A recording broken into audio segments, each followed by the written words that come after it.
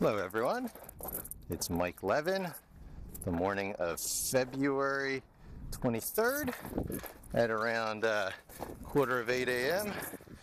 out dragging the big guy. Come on, Cecil.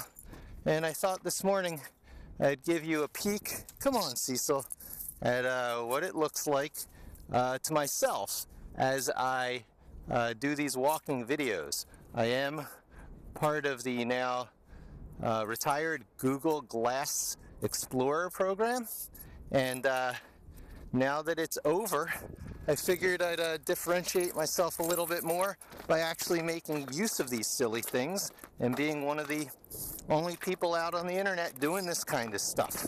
There has been some interest expressed in seeing what I see, particularly in my walks to work down 42nd Street and 34th Street in New York City, where I turn out of the subway exit and am facing the Empire State Building as my way to know which way to turn to go to work. And I figured I'd do this as a test run, just saying a few words and maybe looking around at see what snowmen people built from the fresh snowfall that we had recently. Looks like kind of half snowman there. Don't know if you can see it, but nothing really big. We made a wonderful one down in the other park. This is Isham Park, the upper of the two parks in my neighborhood. We also have Inwood Hill Park, which is where the big dog run is. And let's see. Oh, yeah. I guess I'll talk about all these little micro servers. I did the unboxing of the Qbox i4 Pro from Solid Run, a little Israeli company. And it's a wonderful little device. It's in the, $140 price range, which makes it a little bit more expensive than, say, the Raspberry Pi 2, whose shipping is now imminent, which is $35. But it's a little faster than the Pi 2, and different companies are coming out of the woodworks now to have me do unboxing videos and demonstrate their products in use. The latest one is something called Onion.io, and it's about, if the Raspberry Pi is business card size, the Onion.io is 1/5 the size.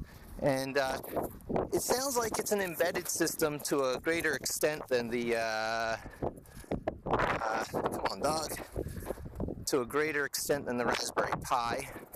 It sounds like it has a bunch of stuff built in, but nonetheless it advertises itself as a great platform for Python and Node.js. So either it's got that stuff pre-installed, or it does have some capability for expansion. It also has Wi-Fi built in, which is very interesting. A lot of these little devices seem to forego Wi-Fi in order to fast-track them through the FCC approval process for here in the States. That's certainly what the Raspberry Pi did, in addition to keeping the price down.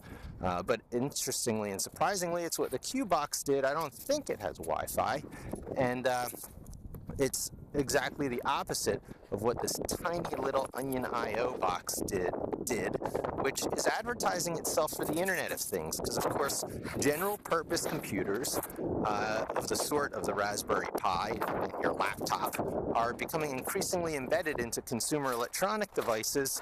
And come on, Cecil, he just seems to be wanting to do this silly rolling around in the snow thing all day.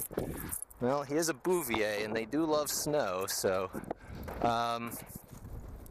and the Internet of Things was expected, at least by me, to not be embedded desktop friendly, meaning the general computers that they put inside of whatever, smart this, smart that, would not have the ability to go in and double click and scroll around with a mouse and open windows, because who needs that in your car radio or whatever else is going to have a computer in there.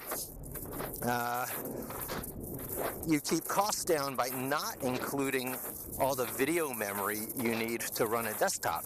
But this Onion.io box went the opposite direction. They're actually including enough to run a full desktop, so you can, whatever you want to call it, remote desktop, terminal serve. There's, a bunch of terms for it, but basically opening a computer desktop through a internet connection and not a normal monitor and keyboard and mouse connection, but rather just sort of connect into it remotely and then sort of pull up its desktop on your own desktop.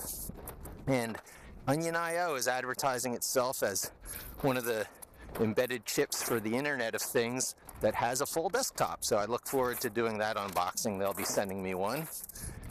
And of course I talked about the Parallella Adaptiva already, which uses one of these, I forget exactly what it is. It begins with a Z, special chip that has a general purpose ARM processor and then a bunch of electronically reprogrammable circuits and gates surrounding it that can be used for all sorts of different things. And they turn them into additional tiny parallel processors so that you could play with the principles of parallel processing that's going to become so important in the coming years with pattern recognition and such. And that's still mostly in the labs, the real high-end chips to do that sort of stuff, so you can have something that just watches video and recognizes what it sees. But less so with every passing year, because DARPA issued the Synapse Challenge to take what they were doing in software that had a tremendous bottleneck. I forget what it was. I think Compass, the Compass software, and to put most of it in hardware so that you had the basics of an optimized in hardware neural network. And IBM rose to the challenge, and they created the Synapse chip. And so things that actually, work a lot more like animals that instantly look at things and recognize it are on the way. Here's one of the snowmen in the park. What do you think, Cecil? Yeah. Okay, so that's my walk with Google Glass. 7 or 8 minutes is enough for this experiment. Thanks for joining me. Hope to talk to you soon. And let me know if you want to see more with Google Glass or you want to see more of my ugly penguin mug face on camera. I'll certainly do a few walks to work this way to show you a little more of New York City, make it look like New York City. These walks really don't do justice to the fact that this is the island of Manhattan, right here. You wouldn't think so, but indeed it is. All right. Don't forget to subscribe. Talk to you soon.